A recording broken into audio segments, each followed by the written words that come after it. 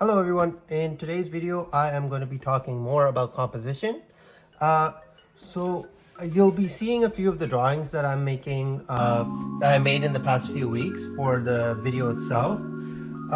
So when we think about composition, the best thing to think about is an object in space and where we put it in our picture to make sure that a story is being told, and also the scale of that said object changes the story depending on what you as the artist want to focus on. So this first example that I drew is one of this dude just standing there in the middle. This is like a basic composition of a character.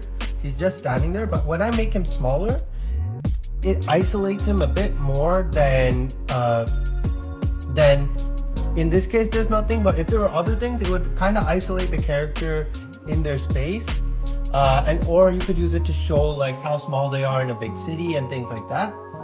And then this third version of the same drawing, I basically tried drawing the same character in three different versions, is a zoomed in portrait of that same mafia looking character.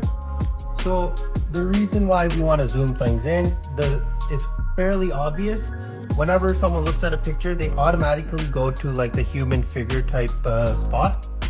So when we zoom in, we're focusing on that character a lot more and saying and telling the audience that they don't have to look at anything or pay attention too much to the background. So it adds a little bit of presence and focus to what you're interested in the audience actually looking at. Another thing is, if you do have a plain white background with one object, your eye will always automatically go to that.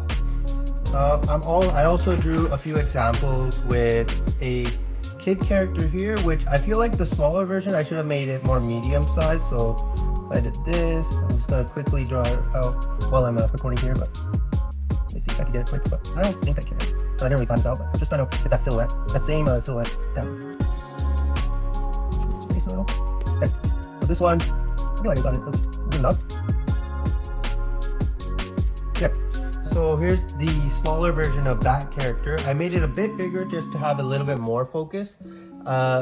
Generally, the bigger things are, and the more detailed they are, the more focus we give to it in any image. And then here's the close-up version of the kid. You can see that he has more of an emotion, so you could kind of tell what the kid is thinking. And you could also do the same effect with objects, right? So I drew a small truck here, and then I drew a bigger version of the truck. I kind of missed the proportions a bit. If I were to draw it again, I would have corrected my initial frame of the drawing. You might be seeing the time lapse that I should have widened it out a bit more. And then you see there. And then that would have helped in having it match the exact same as the small one. But this is just being used as an example of like ways you can frame objects within a scene. So after I drew all that, I focused on how we can represent two characters, because adding a second character automatically makes the eye focus on the scene more, right? Because it wants to look at both characters. So in this first one, I made one character as the main focus in the foreground, and the character in the back kind of much smaller, and we have the main character staring at that back character. So usually the first focus you'll have is that first main character, and then you'll kind of follow the eye to this small character right here, being a secondary focus. In this one, I changed the size a little bit just to make one character slightly bigger than the other, to show that even if both characters are close to similar sizes, if one is slightly bigger, it automatically gets the focus compared to the other one.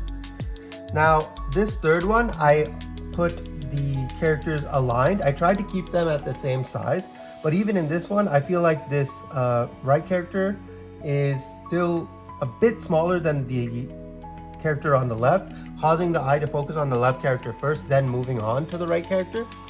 But overall, if you're able to use size and placement correctly, you should be able to guide the eye towards the different aspects of the image that you want the person to look at. So this bottom example right here,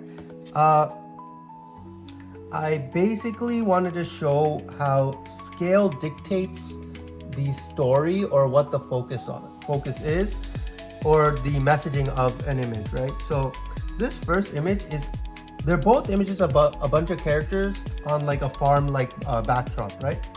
But because this first image is so zoomed out and the characters are so small and the sky is so big compared to the characters, we focus more on the environment a bit more, and then we focus on the characters. Although the characters are like the first things our eyes go to, our eye wants to explore this area a lot more than when we zoom in on the characters. Because when we zoom in, the characters are more important to our eyes, to our brain. So we'll be wondering what's going on with the characters. In this case, we're more wondering, where are we, and like, why are these people in this location, instead of like, what are these people talking about or trying to do, right? So the second example, I zoomed in a lot more so you could see the group of people kind of standing and talking. So the focus is now on those people. I would say the ratio of sky to basically where the floor plane is around the same. If I drew a line right across, it's around the same, but because I zoomed in on the characters and the characters are much larger and above that line, the focus goes directly towards them. Now, this last page are kind of just rules for composition.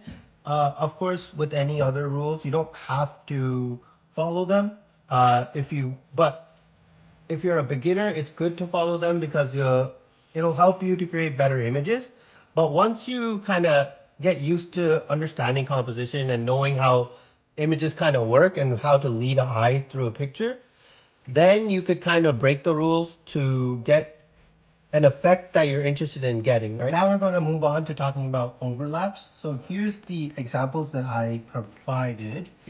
One thing about overlapping is, as a beginner, I would recommend these rules, but once you get better at composition and like making pictures with multiple objects, you can kind of experiment and find rules that you can break to depict whatever kind of story or what message you want to tell.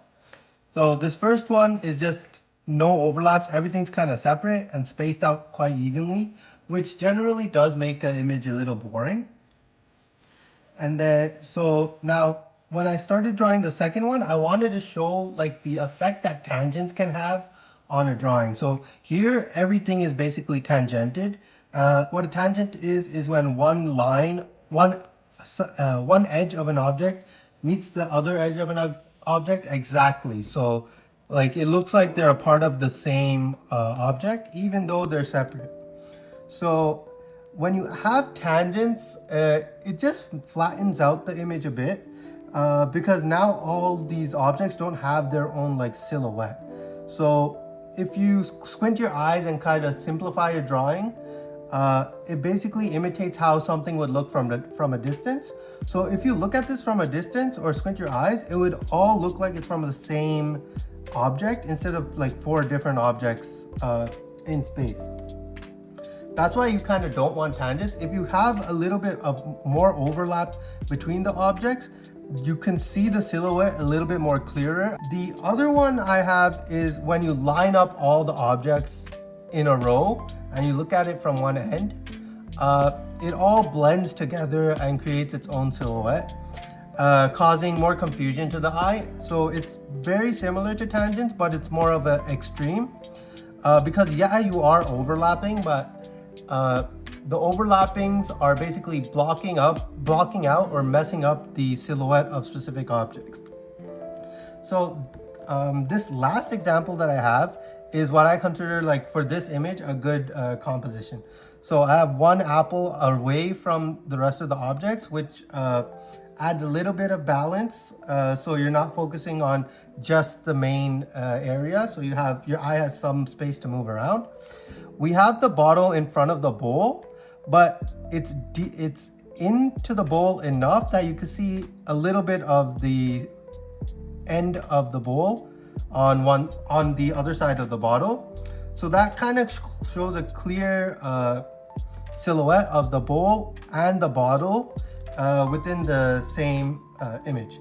Now, the apple itself, I put it inside the bowl this time instead of, well, I kept it a bit separate from other bowls. So that one, because it's in the bowl, the main thing to do is to use light to indicate distinction, but I added that stem coming out of the bowl and that little bend. So you'll notice that the bowl has its own curved line, right?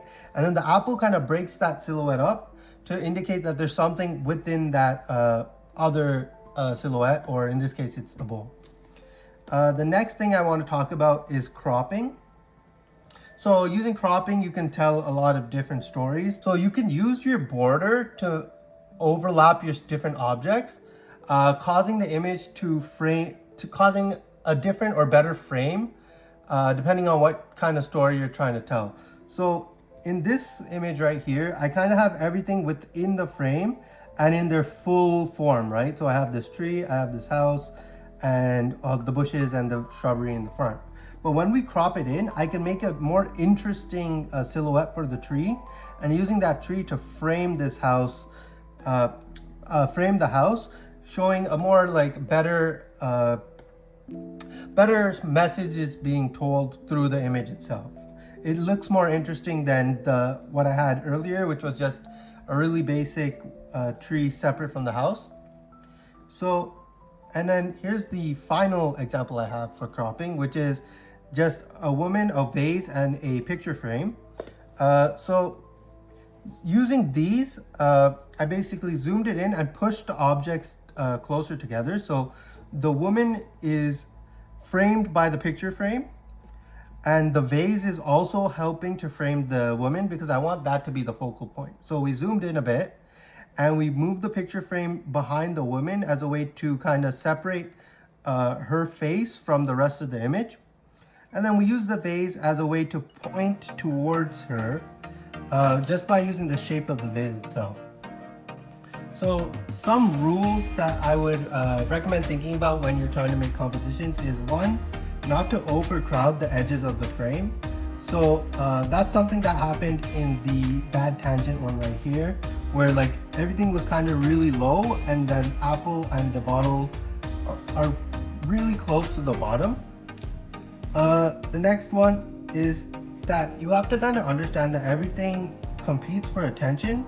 So you want to scale things accordingly to what you want the viewer to look at first and things like that. The next one is to keep shapes clear, like how I spoke about when talking about tangents. So if you draw digitally, or if you even just draw a bunch of thumbnails for whatever image you're trying to make, if you can't separate one object from the other just by looking at it from far away, or if you squint your eyes, then you want to try to move your objects into like different positions to figure out where exactly that character or building or anything would be, to make sure that it looks like that distinct silhouette. You could also use lighting for this case, but it's always cool to try it with just flat shapes at first. And the last one that's pretty important is not to overcrowd the scene. You want to make sure you have some blank areas in your picture just so your eye can rest, and it kind of has its own road to follow throughout the image itself. That's all I have for this video. So if you enjoyed the video, like and subscribe. I hope to see you next time. Thanks.